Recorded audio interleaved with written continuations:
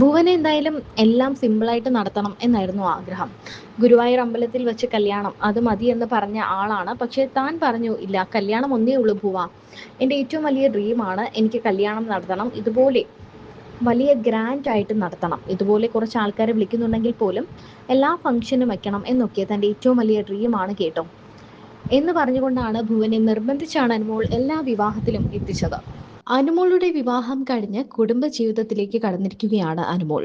എല്ലാവരുടെയും പ്രിയങ്കരിയായ mini screen പ്രേക്ഷകരുടെ പ്രിയ താരമായ ബിഗ് ബോസ് മലയാളം സീസൺ 7 വിജയി കൂടിയായ അനുമോൾ RS എന്ന് പറയുന്ന കാർത്തു എന്ന് വിളിക്കുന്ന നമ്മുടെ അനുമോള് ഗുരുവായൂർ കണ്ണന്റെ മുന്നിൽ വെച്ചാണ് കഴിഞ്ഞ ദിവസം വിവാഹിതയായത്. വധുവായി ഒരുങ്ങി നിൽക്കുന്ന ചിത്രങ്ങൾ സോഷ്യൽ മീഡിയയിൽ പങ്കുവച്ചതോടെയായിരുന്നു അനുവിന്റെ വിവാഹമായി എന്ന വാർത്ത കാട്ടുതീ പോലെ പടർന്നത്.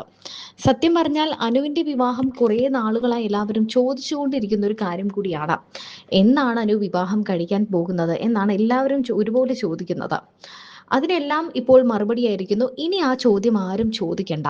അനുവിന്റെ ഏറ്റവും അടുത്ത, അനുവുമായി വലിയ ആഴത്തിലുള്ള ബന്ധമുള്ളവർ മാത്രമായിരുന്നു ഈ എല്ലാ ചടങ്ങുകളിലും നമ്മൾ കണ്ടത്. ശരിക്കും പറഞ്ഞാൽ കല്യാണത്തില് കുടുംബം മാത്രമാണ് ഉണ്ടായിരുന്നതെന്ന് നമുക്ക് തോന്നുന്നു.